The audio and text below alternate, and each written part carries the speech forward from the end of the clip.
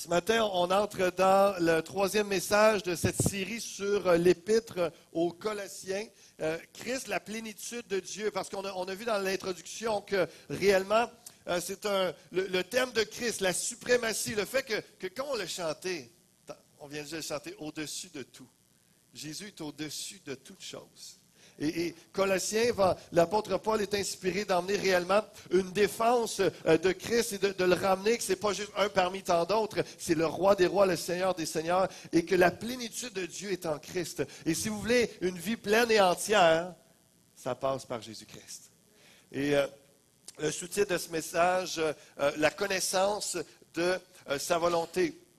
Avant qu'on entre pleinement dans le passage de ce matin, juste vous rappeler, on a eu deux premiers messages d'introduction à l'épître, ensuite de ça la semaine passée avec Pasteur Gilles, la foi, l'espérance et l'amour. Et dans les deux premiers chapitres de Colossiens, c'est plus doctrinal, théologique. Et puis dans les deux derniers chapitres, donc chapitres 3 et 4, c'est plus au niveau de l'application pratique de ce que les enseignements du Seigneur. Et puis, donc, comment vivre la vie chrétienne, chapitre 3 et 4. Et là, dans les prochains messages, prochaines semaines, on est 1 et 2, Colossiens 1 et 2, sur la doctrine et la théologie. Puis, je lisais un théologien, Ebling, qui est un philosophe théologien allemand, qui disait, sans proclamation, la théologie est vide.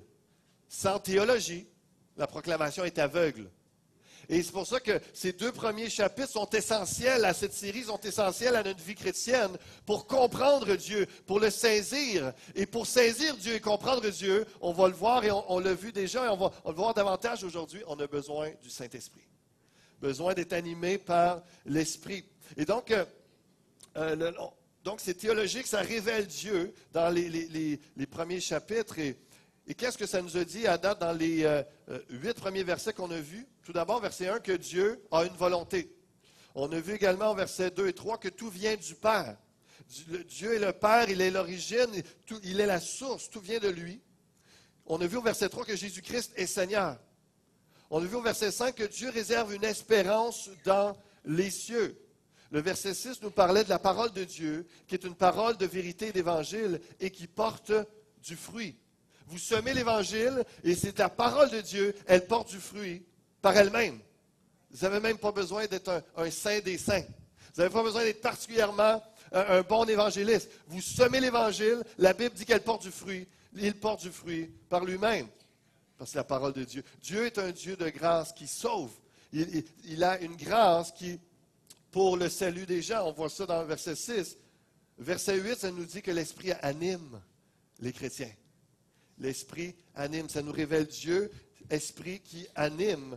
Et on va revoir cette pensée dans quelques instants.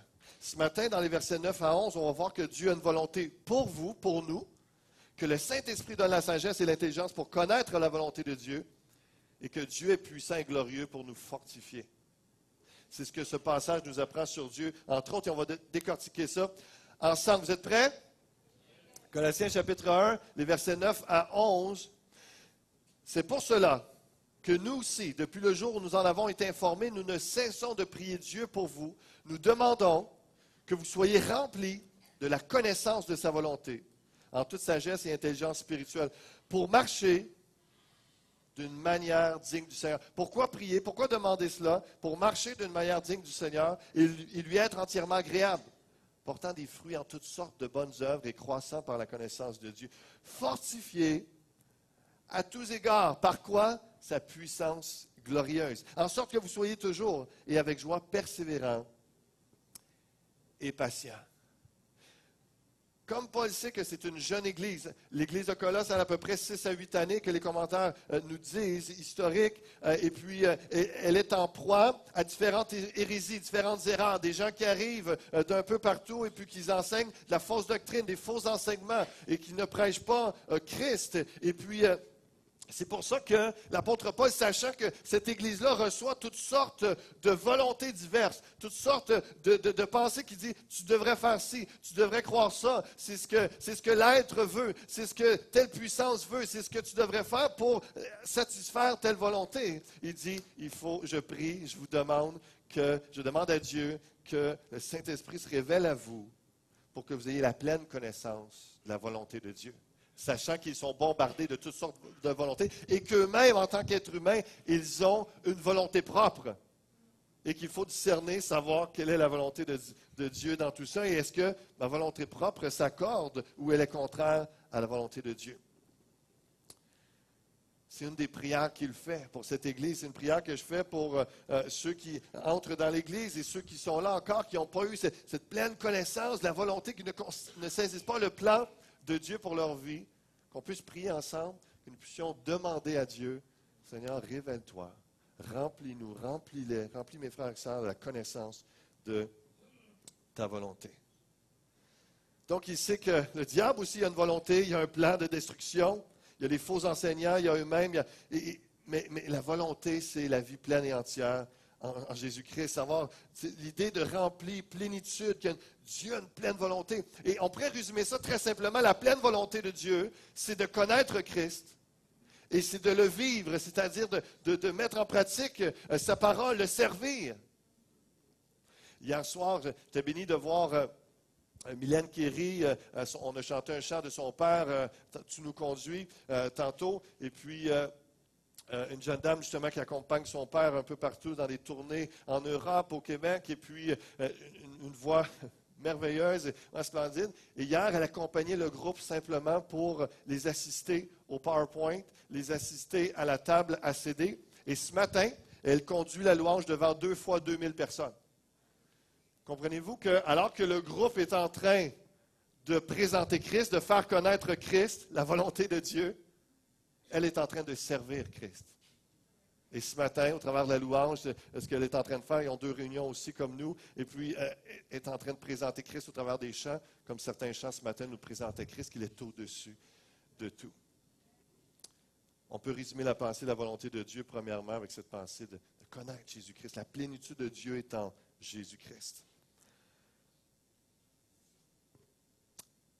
Et cette pensée, nous demandons à Dieu. J'aime bien cette photo parce que il y a Rose Emmanuel, ma 3e fille, c'est mes 2 dernières. Peut-être que le casse, je me dis que s'il y a de l'espoir qu'un jour, il y a une de mes filles qui joue au hockey. Donc, ça m'encourage.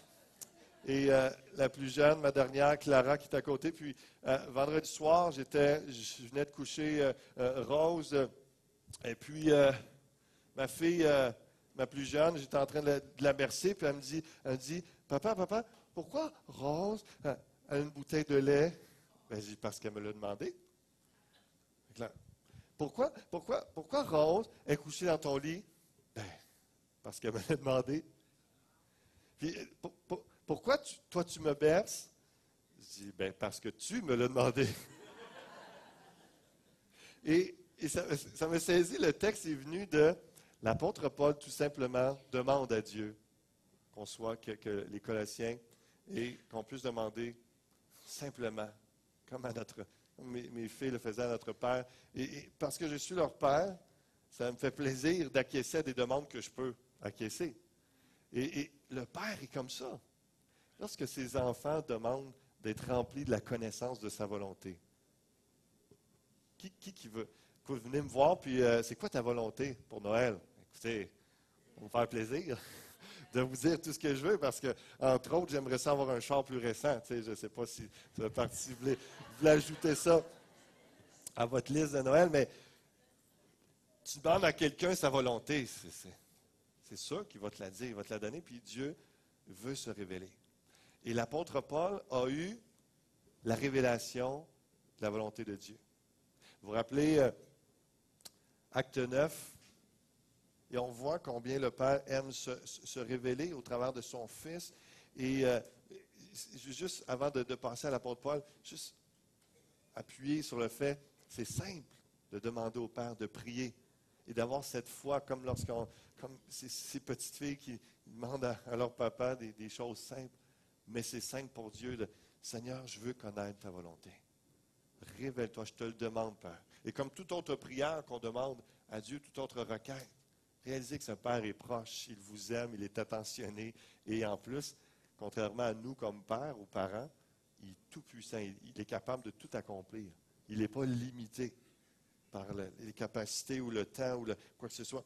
Et Et l'apôtre Paul, dans Acte 9, a eu une révélation. Il a pris connaissance de la volonté de Dieu. Et c'est ça, vous connaissez l'histoire où c'est un Paul, Saul de Tarse, avant d'avoir le nom de Paul,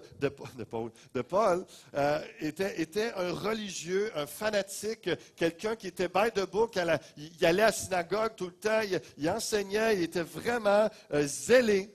Et puis, et c'est pour ça qu'il y avait eu des lettres de recommandation pour pouvoir enfermer des gens qui se disaient chrétiens selon la voie de l'époque. Et puis, lui pensait faire la volonté de Dieu.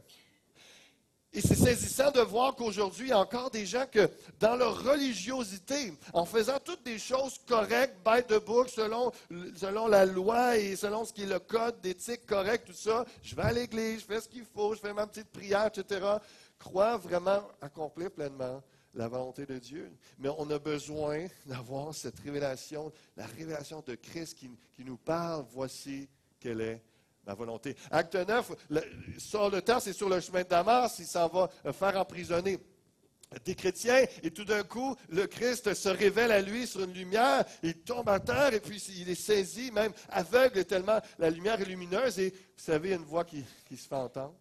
Saul, Saul, pourquoi me persécutes-tu? Et il pose la question, qui es-tu, Seigneur? Puis après, il pose la question, qu'est-ce que tu veux que je fasse? Qu'est-ce que tu veux? Acte 9, on a à partir du verset 6, tremblant et saisi d'effroi, il dit, Seigneur, que veux-tu que je fasse? Et le Seigneur lui dit, lève-toi, entre dans la ville, on te dira ce que tu dois faire. Et en même temps, il parle à Ananias, une révélation de ce qu'il doit dire, de la volonté de Dieu à Saul de Tarse. Et ça nous dit un peu plus loin, au verset 15 à 18. Donc, mais le Seigneur lui dit, va, car cet homme est un instrument que j'ai choisi. Il parle à Ananias qui dit, hey, je sais que lui, c'est un fanatique, là, c'est un fou, il vient nous en faire emprisonner puis tuer des chrétiens. Il avait déjà assisté, Saul de Tarse, au meurtre d'Étienne. Et puis avec joie, puis il a approuvé ce meurtre, Étienne, un jeune chrétien, tout ça. Et puis, donc il a ce crainte, puis le Seigneur lui dit, va, car cet homme, en parlant de Paul, est un instrument que j'ai choisi pour porter mon nom devant les nations, devant les rois, devant le Fils d'Israël, et je lui montrerai tout ce qu'il doit souffrir pour mon nom, pour mon nom. Il vient de révéler la volonté de Dieu à l'égard de Saul de Tarse, qui va devenir Paul, son nom plus grec ou romain. Ananias sortit, lorsqu'il fut arrivé dans la maison, il imposa les mains à Saul en disant, Saul, mon frère, le Seigneur, Jésus qui t'est apparu sur le chemin par lequel tu venais m'envoyer pour que tu recouvres la vie, que tu sois rempli du Saint-Esprit. Au même instant, il tomba de ses yeux comme des écailles, il recouvra la vue, et il se leva et fut baptisé.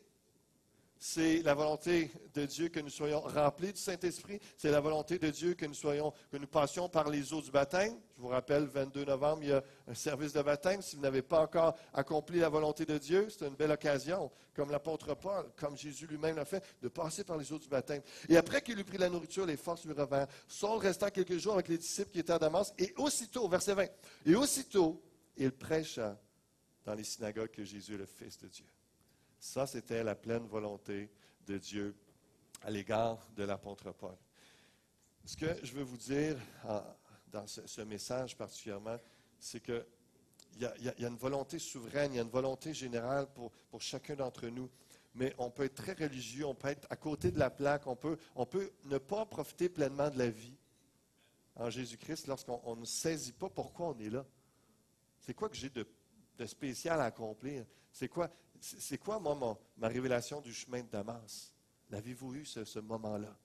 Parce que dans cette prière, demandant qu'on soit rempli de la connaissance de sa volonté, ça fait partie du désir de Dieu, de vous révéler le plan général en Christ, de le connaître et de le servir, mais aussi comment, d'une façon particulière. Et plusieurs d'entre vous l'avez reçu, cette révélation-là, il y a des années, mais vous devez encore continuer à marcher dans l'obéissance à cette volonté-là. Est-ce que vous êtes encore dedans? Est-ce que vous êtes encore en train de marcher dans sa volonté qui vous a été révélée comme Paul sur le chemin de Damas? On a besoin de cette compréhension, de cette conviction. Ça peut venir très simplement, ça vient de toutes sortes de façons. On va le voir tantôt. Mais donc, Paul demande à Dieu de leur révéler sa pleine volonté parce qu'il sait que, comme on va le voir dans le verset 10 et 11, tout découle de cela, de ce moment où on a la compréhension par l'Esprit de la volonté de Dieu. Au verset 9, nous demandons que vous soyez remplis de la connaissance de sa volonté en toute sagesse et intelligence spirituelle. La sagesse dans le sens du mot original est surtout le discernement de la vérité envisagée en elle-même. L'intelligence, quant à elle, est plus spécialement dans la vie pratique, le discernement de ce qui est moralement bien ou mal. Dans le concret, on a besoin de ça. Sans l'Esprit de Dieu, on ne peut connaître Dieu ni sa volonté pour nos vies. Du moins, plus qu'une volonté théorique ou impersonnelle qu'on peut lire ou qu'on peut entendre. Par le Saint-Esprit, ça nous est rendu personnel, ça nous est rendu vivant, ça nous est rendu concret, pratique et ça nous amène à avancer. Pourquoi on dit que c'est un bateau pneumatique? Pourquoi on dit que c'est un bateau pneumatique? Est-ce quelqu'un qui peut me le dire? Parce qu'il y a de l'air dedans. Lorsque ça nous dit que, juste le verset auparavant que je viens de vous lire, remplis la connaissance de sa volonté en toute sagesse et intelligence spirituelle. Spirituelle, pneumatikos. Et la réalité, c'est que pour connaître la pleine volonté de Dieu, et avec la sagesse et l'intelligence spirituelle, ça prend l'Esprit Saint qui souffle sur nous. Vous êtes en train de lire la Bible, vous êtes en train d'entendre la parole ce matin, l'Esprit Saint souffle sur vous. Il y a des moments particuliers où l'Esprit Saint va se révéler, il va vous remplir de la connaissance de Dieu en soufflant sur vous. Vous ne serez pas juste rempli d'air, vous allez être rempli de la connaissance, de la volonté de Dieu. Le Saint-Esprit souffle afin que nous soyons remplis. On voit la même expression dans 2 Timothée 3,16, parce que lorsqu'on parle de connaître sa volonté, ça se fait par l'Esprit, entre autres par la Bible qui l'a inspiré. 2 Timothée 3,16, toute écriture, en parlant de la Bible, est inspirée de Dieu et utile pour enseigner, pour convaincre, pour corriger, pour instruire dans la justice, afin que l'homme de Dieu soit accompli et propre à toute bonne œuvre. C'est des mots, des expressions qu'on retrouve dans Colossiens, versets 10 et 11, qu'on va voir en quelques instants. L'idée des bonnes œuvres et d'être accompli, propre, agréable à Dieu pour instruire dans la justice. C'est-à-dire, c'est une expression similaire à dire pour accomplir la volonté de Dieu et la justice de Dieu. Toute écriture est inspirée. Elle est soufflée de Dieu. Les hommes ont reçu l'inspiration de Dieu pour écrire ce que je suis en train de vous enseigner ce matin et qu'on vous enseigne semaine après semaine la parole de Dieu. Ce n'est pas juste des raisonnements, de la rationalité, ce n'est pas juste une intelligence intellect. Il y a dans la réflexion des hommes qui ont été inspirés par le Saint-Esprit. C'est la même chose. Alors que vous vivez votre vie tous les jours, que vous avez votre communion régulière avec le Seigneur, le Saint-Esprit souffle sur vous. Dans des moments simples, parfois, dans des moments forts, en d'autres moments. On sent que j'étais rempli, je viens de saisir quelque chose, je viens de comprendre davantage. Vous êtes enseigné, le Saint-Esprit ajoute à la connaissance, ajoute à l'explication, et ça devient plus que de la théorie, ça devient vivant, ça devient partie prenante de votre vie, et vous vous sentez impliqué dans le texte biblique. C'est pour moi. Il y a quelque chose, il y a une part qui est pour moi, le Saint-Esprit me parle, et me demande d'agir, me demande d'accomplir sa volonté. Il y a également le Saint-Esprit qui parle par le moyen surnaturel que ce soit une voix qu'on entend, une voix intérieure, une conviction, un songe, une vision, comme c'est arrivé avec l'apôtre Paul, littéralement, comme j'ai raconté avec l'histoire du chemin de Damas. C'est quelque chose de surnaturel. Il n'a pas lu un texte, c'est une apparition du Christ, et c'est spirituel, mais ça nous arrive encore aujourd'hui. Ça peut être un songe, une vision que Dieu vous donne pour un ministère ou pour une œuvre, une action à poser. On voit dans Acte 16 où l'apôtre Paul, il connaît sa mission, il connaît la volonté de Dieu, c'est de prêcher l'Évangile, la bonne nouvelle de Jésus aux non-juifs, aux Grecs, à tous ceux qui ne sont pas juifs, et puis il prêche l'Évangile partout. Et là, il se rend compte que dans la Mysie, la Phrygie, il y a des endroits, ça ne marche pas, c'est bloqué. Et tout d'un coup, Dieu lui révèle une volonté spécifique. Vision du Macédonien. Vous me suivez? Lorsqu'on connaît la volonté de Dieu et qu'on sait que le Saint-Esprit nous a révélé le plan général de Dieu, on marche jour après jour dans la volonté de Dieu. On l'accomplit, on la connaît. Elle nous est révélée par les Écritures, inspirée de Dieu et par la communion de tous les jours avec Dieu. Mais il y a ces moments où il y a une volonté spécifique qui nous est révélée. Parfois, j'ai l'impression que des gens perdent du temps ou ne sont pas dans l'action et dans l'obéissance de la volonté de Dieu parce qu'ils s'attendent continuellement que pour prendre un café, pour s'habiller, pour dire une parole, une activité, toujours voir s'il y a une volonté spécifique. Dieu vous a parlé. Dieu vous a donné une volonté générale. Il s'est révélé à vous comment il est, son caractère, ses principes. Et alors que vous marchez par l'Esprit, que vous cherchez Dieu, vous êtes en communion, il y a des moments précis, il va s'arrêter et dire, oh, mon enfant, là j'ai quelque chose de différent pour toi aujourd'hui. À partir de maintenant, je vais t'appeler un tel. Tu seras prédicateur, tu seras missionnaire, tu seras un homme, une femme qui va aider les pauvres, tu vas intervenir, tu vas agir. Là, votre vie vient de changer. Ça ne faisait pas partie de votre quotidien, mais une volonté de Dieu qui s'est révélée à vous. Amen. Verset 10. Pour marcher de manière digne du Seigneur et lui être entièrement agréable, portant des fruits en toutes sortes de bonnes œuvres et croissant par la connaissance de Dieu. Les conséquences de la prière sur ce que Dieu veut, nous demandons que vous soyez remplis de la connaissance de Dieu. Il y a un but à ça. Ce n'est pas juste pour qu'on sache un plan, on puisse l'écrire ou qu'on puisse dire aux autres, hey, moi je t'ai appelé à, moi, la volonté de Dieu pour ma vie, c'est pour marcher d'une manière digne du Seigneur. Et lui être entièrement agréable. C'est faire ce pourquoi nous sommes créés. C'est de rendre gloire à Dieu. C'est de porter des fruits en toutes sortes de bonnes œuvres, croissant par la connaissance de Dieu. Il y a la répétition de l'idée, comme je ne sais pas si vous vous rappelez, verset 6, où l'Évangile porte du fruit. On voit que c'est un sujet, juste une parenthèse, un sujet qui a à cœur l'apôtre Paul, la croissance, de porter du fruit en tant que chrétien. Il encourage l'Église de Colosse. Restez pas là où vous êtes, ne soyez pas statiques, continuez d'avancer. Cherchez la connaissance de Dieu, cherchez la connaissance de la volonté de Dieu et avancez, passez à l'action, portez du fruit avec ça. Parce que le christianisme n'est pas un concept statique et Dieu se révèle à nous pour quelque chose. Et lorsqu'on parle de marcher d'une manière digne de Jésus, marcher d'une manière qui correspond à lui. C'est-à-dire, est-ce que les gens peuvent voir Christ au travers de vous? Qu'est-ce que la fameuse phrase, qu'est-ce que Jésus ferait? What would Jesus do? Qu'est-ce que Jésus ferait à ma place? Marcher d'une manière digne du Seigneur, c'est l'un des concepts clés du Nouveau Testament. La vie du croyant doit être cohérente avec son identification au Seigneur qui l'a sauvé. Portant des fruits en toutes sortes de bonnes œuvres, dans la Bible, consiste à amener des gens à Christ, à louer Dieu. C'est des généralités, mais ça résume bien la vie chrétienne, la volonté de Dieu. Et amener des gens à Christ, louer Dieu, donner de l'argent, mener une vie de sainteté et faire preuve d'attitude digne d'un saint, d'un chrétien. Donc, est-ce qu'on peut dire que je ressemble à Christ à certains moments de ma vie, parce que ce serait prétentieux de dire à tout le temps, là, mais l'idée, c'est de tendre vers la ressemblance à Christ à tout moment. Mais est-ce qu'on peut dire, est-ce qu'on a de la compassion? Christ avait de la compassion, il était ému devant les besoins des gens. Lorsque vous voyez des gens souffrir, lorsque vos frères, vos sœurs, des gens, ou des gens de la rue, que peu importe, vous ne connaissez pas, est-ce que vous êtes encore ému de compassion comme le Christ l'était devant des gens qui sont perdus, des gens qui souffrent? Est-ce qu'on marche d'une manière digne du Seigneur? Est-ce qu'on porte des fruits en toutes sortes de bonnes œuvres? Est-ce qu'on pardonne?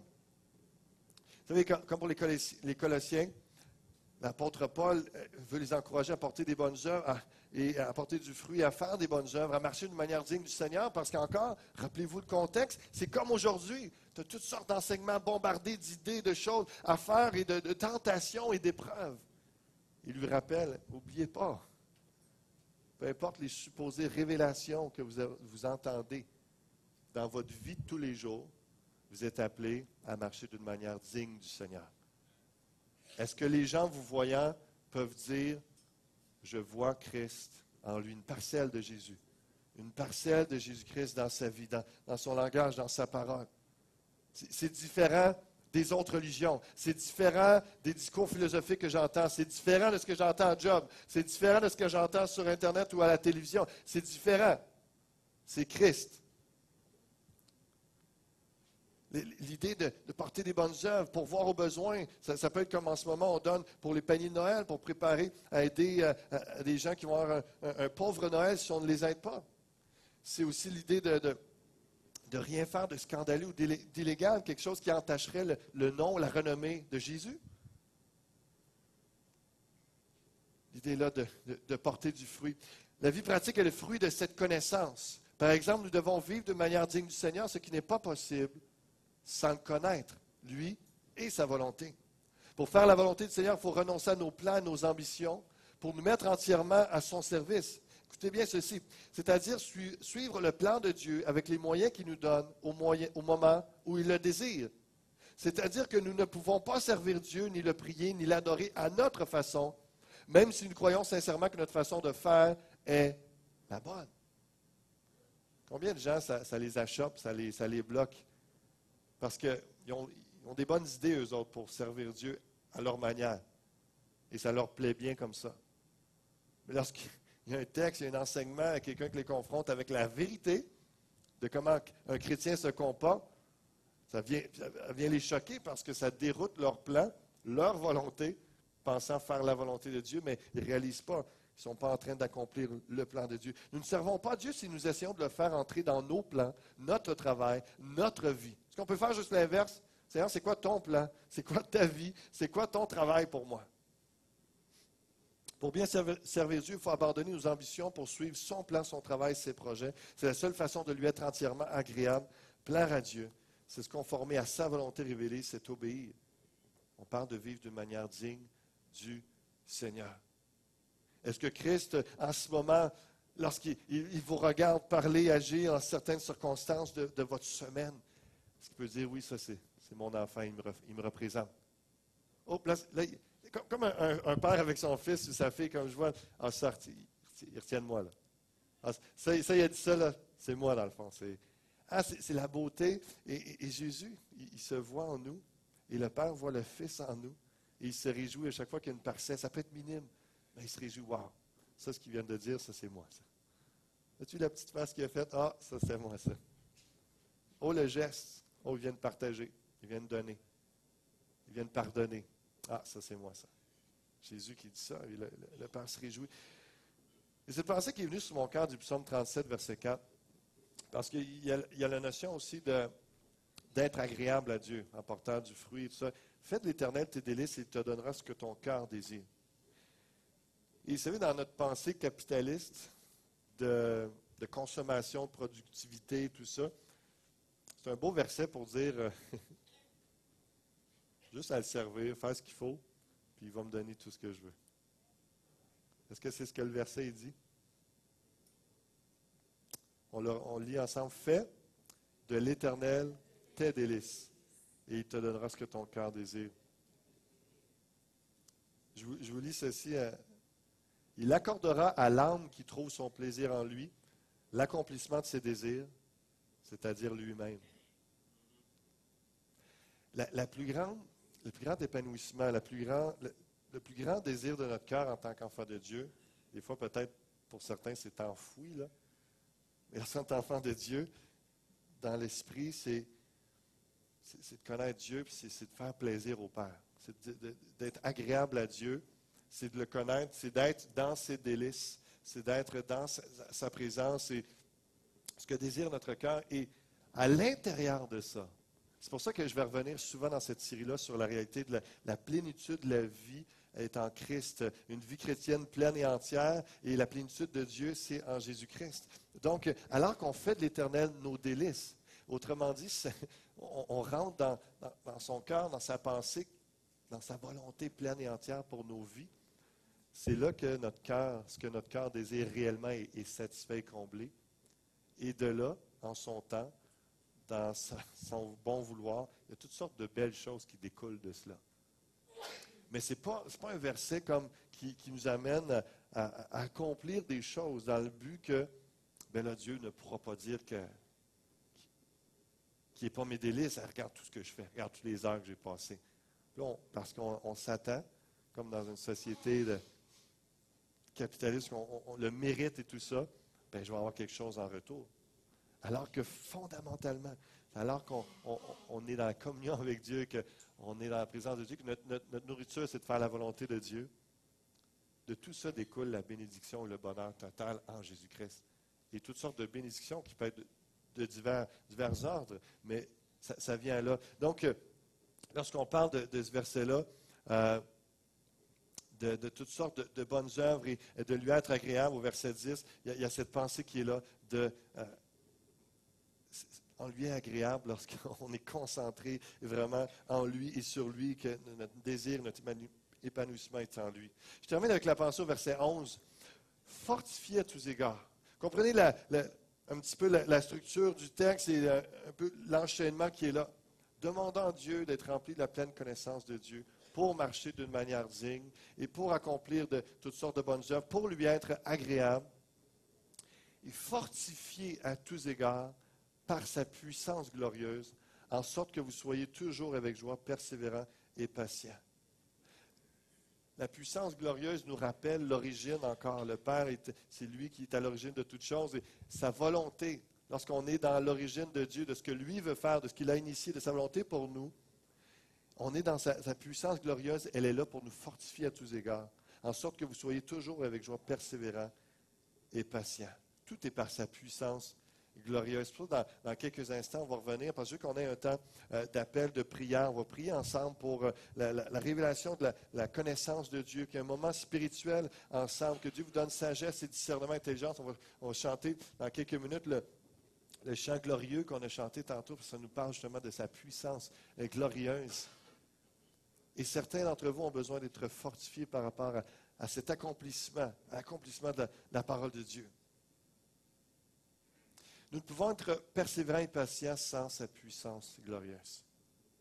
Ces demandes n'avaient rien de mesquin, de limitatif. Ceci est particulièrement marqué dans les versets 9, 10 et 11, avec l'emploi des mots tous, toutes, entièrement, toujours, en toute sagesse, intelligence spirituelle, entièrement agréable, en toutes sortes de bonnes œuvres, fortifiées à tous égards, toujours avec joie, persévérant et patient. La plénitude est là constamment et la vie est pleine et entière alors qu'on accomplit la pleine volonté de Dieu. Et alors qu'on est dans cette optique-là, dans ce cœur, dans cette obéissance, ce désir de vraiment accomplir la volonté de Dieu, dans sa puissance glorieuse, on n'est pas tout seul. On n'est pas laissé seul à vouloir travailler fort pour Dieu, puis être agréable à lui. Non, il y a sa puissance glorieuse qui nous soutient, qui nous fait en sorte que c'est rendu possible d'être continuellement persévérant et patient. Un commentaire qui dit, oui, Paul distingue la patience et la persévérance en disant qu'il faut être toujours et avec joie persévérant et patient. Il est remarquable de constater que la puissance glorieuse de Dieu se manifeste particulièrement dans ces deux vertus passives et non dans des qualités actives ou des actions extraordinaires, comme on pourrait le penser. Ces deux vertus décrivent bien l'attitude que le Seigneur lui-même a manifestée pendant sa vie sur terre. La puissance glorieuse de Dieu. Des fois, on s'imagine lorsque sa puissance glorieuse me fortifie, me soutient, accomplir de grandes choses. Et même l'apôtre Paul, un texte qui me revient à l'esprit, il dit, « Mon apostolat a éclaté au milieu de vous par une patience à toute épreuve. » Oui, il dit à certains moments des miracles, des prodiges et tout ça, mais le Christ, Jésus, ce qui s'attend de voir en nous, ce qu'il veut voir refléter, c'est par la puissance glorieuse de Dieu, qu'il y a cette patience à lui ressembler, cette persévérance à continuer à agir selon sa volonté, mais également, dans certains cas, ça va être comme ce matin, d'être patient et persévérant dans la connaissance de sa volonté. Il y en a qui cherchent, sont à l'étape de Seigneur, je comprends, je commence à comprendre, saisir petit à petit des choses sur toi, mais qu'est-ce que tu t'attends de moi? Il y a encore des gens qui se posent la question et Dieu, par l'Esprit Saint, veut vous le révéler, veut vous parler. Et vous avez besoin de patience et de persévérance dans ce sens-là, de ne pas vous laisser séduire par autre chose que la volonté de Dieu en attendant d'avoir la conviction de ce que Dieu veut. Vous me suivez ce matin? Tellement d'offres à tous les jours, à chaque semaine, de différentes choses que vous pourriez faire. Comment meubler votre temps, comment dépenser votre argent, comment occuper vos pensées. Des fois de façon, on pourrait dire saine, d'autres fois de façon malsaine. Mais soyez patients et persévérants dans la révélation, la connaissance, la volonté de Dieu. Je termine avec ces pensées. Je vais inviter les musiciens. On va aller dans la louange de la prière dans quelques instants. Persévérant et patient. Makrotumia, dans le mot persévérant, qui veut dire endurance. Upomone, pour le mot grec pour patient. Constance, endurance. Ça se rejoint, c'est très lié. Dans le Nouveau Testament, le trait caractéristique d'un homme qui ne dévie pas de son but, délibéré, et de sa loyauté à la foi et à la piété, malgré les plus grandes épreuves et souffrances. Comprenez que vous avez besoin de la puissance glorieuse de Dieu parce qu'il y a des moments dans nos vies où ce qu'on accomplit, la pleine volonté de Dieu, et on se retrouve dans la souffrance. Comment ça se peut, Seigneur? Il me semble que je fais ton plan, j'accomplis ta volonté. Là, il m'arrive des épreuves. C'est souffrant. Ça ne perce pas autant que je pensais. Ce n'est pas aussi glorieux que je m'attendais. Vous avez besoin d'être persévérant et patient. Parce que ce n'est pas toujours facile, pas toujours rose dans l'accomplissement de la pleine volonté de Dieu. Rappelez-vous Christ sur le chemin vers la croix. Rappelez-vous Jésus-Christ sur la croix. Était-il en train d'accomplir pleinement la volonté de Dieu? Amen. Ça a été par la souffrance et la mort, par l'obéissance à Dieu. Il y a des moments comme ça, il y aura des moments faciles, il y aura des moments joyeux, il y aura des moments d'allégresse où on flotte. Il y a d'autres moments, c'est lourd, c'est pesant, c'est difficile parce qu'il y a un combat virulent. Il y a le diable qui est là, qui veut vous égorger, vous détruire, vous faire arrêter, vous faire dévier de la volonté de Dieu. Il y a votre chair, votre nature humaine qui à tous les jours a tellement d'autres désirs. Juste se reposer, profiter de son soi, se faire du bien. Hein? On a besoin de persévérant. Seigneur, je veux faire ta volonté, non la mienne. Ta volonté et non la mienne.